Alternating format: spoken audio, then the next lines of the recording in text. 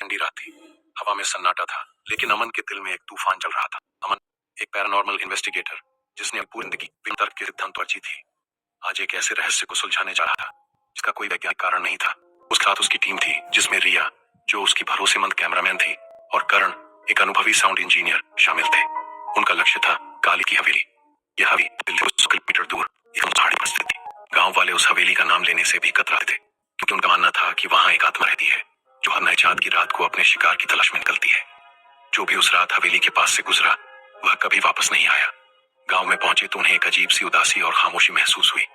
वहां एक बूढ़े पुजारी ने उन्हें चेतावनी दी, बेटा, उस रास्ते पर मत जाओ। वो हवेली सिर्फ ईंटों और पत्थरों का ढांचा नहीं, वो एक जख्मी आत्मा का शरीर है। नए चांद की रात उसकी भूख चरम पर होती है। अमन ने पुजारी की बात को अंधविश्वास मानकर हंसकर टाल दिया। उसने अपनी टीम से कहा, यह सब मन का वहम है, हम आज रात ही इसका पर्दाफाश करेंगे। रात के ठीक 12 बजे नए चांद की स्याह रात में वे हवेली की तरफ रवाना हुए। जैसे ही वे हवेली के विशाल जंग लगे दरवाजे से अंदर घुसे, हवा में एक अजीब सी सड़ांध और ठंडी हवा का झोंका आया, जिसने उनके शरीर में एक सिहरन पैदा कर दी। हवेली के अंदर का नजारा किसी हॉरर फिल्म से कम नहीं था। टूटे हुए झूमर छत से लटक रहे थे।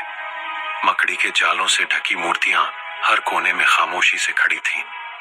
दीवारों पर धूल और जाले लगे हुए थे। हर जगह पुरानी तस्वीरें बिखरी पड़ी थीं, जिनमें से कुछ की आंखें नोच ली गई थीं, मानो किसी ने उन्हें जानबूझकर फाड़ दिया हो। अमन ने अपने इक्विपमेंट सेट किए। रिया अपने कैमरे से हर कोने को रिकॉर्ड कर रही थी, और करण अपने हाई सेंसिटिविटी रिकॉर्डर से किसी भी असामान्य आवाज को सुनने की कोशिश कर रहा था। जैसे ही वे हवेली के मुख्य हॉल में पहुंचे, करण के रिकॉर्डर में एक धीमी लेकिन डरावनी फुसफुसाहट सुनाई दी।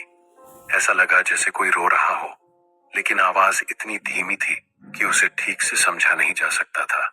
अचानक हॉल के कोने में रखा एक पुराना पियानो अपने आप बजने लगा। उसकी धुन बहुत उदास और अजीब थी। पियानो की चाबियां अपने आप ऊपर नीचे हो रही थीं, मानो कोई अदृश्य शक्ति उसे बजा रही हो। रिया ने डर के मारे अपना कैमरा नीचे कर लिया। करण के रिकॉर्डर में एक जोरदार चीख सुनाई दी, जो किसी महिला की थी। अमन ने हिम्मत करके पियानो की तरफ देखा तो उसे लगा कि किसी ने चाबियों पर हाथ रखा हुआ है, लेकिन वहां कोई नहीं था। ये सिर्फ हवा का झोंका है, अमन ने कहा, लेकिन उसकी आवाज में भी डर साफ झलक रहा था। वे ऊपर की मंजिल पर गए, जहां कई बेडरूम थे। एक बेडरूम में एक पुरानी गुड़िया पड़ी थी, जिसकी आंखें बंद थीं। रिया ने गुड़िया की तरफ कैमरा किया और अचानक गुड़िया की आंखें खुल गईं। उसकी आंखों में एक अजीब सी चमक थी, जैसे वह जिंदा हो। गुड़िया के मुंह से एक धीमी, बच्चों जैसी हंसी की आवाज आई, जो धीरे धीरे तेज होती गई। करण के रिकॉर्डर में चीखों की आवाजें आने लगी, जो धीरे धीरे इतनी तेज हो गईं कि उनके कानों से खून आने लगा। अमन ने गुड़िया को हटाने की कोशिश की, लेकिन उसे लगा कि किसी ने उसका हाथ पकड़ लिया है। उसका हाथ इतना ठंडा था कि अमन को लगा कि उसकी हड्डी जम गई है। अमन ने पूरी ताकत से अपना हाथ छुड़ाया और वे तीनों वहां से भागने लगे। लेकिन जैसे ही वे भागने लगे, हवेली के सारे दरवाजे और खिड़कियां एक जोरदार आवाज के साथ बंद हो गईं। वे हवेली के मुख्य हॉल में वापस फंस गए। हॉल के बीच में एक विशाल शीशा लगा था। शीशे में उन्होंने देखा कि उनके पीछे एक औरत खड़ी है। वह औरत बहुत सुंदर थी, लेकिन उसकी आंखें गहरी काली थीं और उसके होठों पर एक भयानक मुस्कान थी। उसके लंबे काले बाल उसके चेहरे को ढांक रहे थे। औरत ने धीरे धीरे अपना हाथ उठाया और शीशे पर अपना हाथ रखा। जैसे ही उसने हाथ रखा, शीशे में उनकी परछाइयों की आंखें काली हो गईं और उनके होठों पर भी वही भयानक मुस्कान आ गई। अमन को लगा कि उसकी आत्मा उसके शरीर से निकल रही है। उसे अपने शरीर पर किसी ठंडी चीज का दबाव महसूस हुआ, जो उसे खींच रही थी। रिया और करण भी अपनी अपनी जगह पर जम गए थे। उनके चेहरे पर मौत का डर साफ झलक रहा था।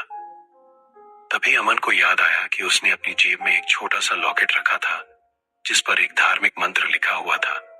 उसने पूरी ताकत से वह लॉकेट निकाला और उसे औरत की तरफ फेंक दिया। जैसे ही लॉकेट औरत को छू कर गिरा, एक जोरदार चीख के साथ हवेली में एक भयानक रोशनी फैली। औरत की परछाई धुंधली होने लगी और उसकी भयानक मुस्कान धीरे धीरे गायब हो गई। रोशनी के साथ ही हवेली के दरवाजे खुल गए। अमन ने रिया और कर्ण को उठाया और वे तीनों भागने लगे। हवेली के पीछे से उन्हें अब भी औरत की धीमी रोने की आवाजें सुनाई दे रही थीं, जो बता रही थी कि वह अभी भी वहां है। जब वे गांव पहुंचे तो सुबह हो चुकी थी। वे तीनों बुरी तरह डरे हुए थे, लेकिन जिंदा थे। गांव वालों ने उन्हें देखा और बूढ़े पुजारी ने मुस्कुराकर कहा, तुम बच गए।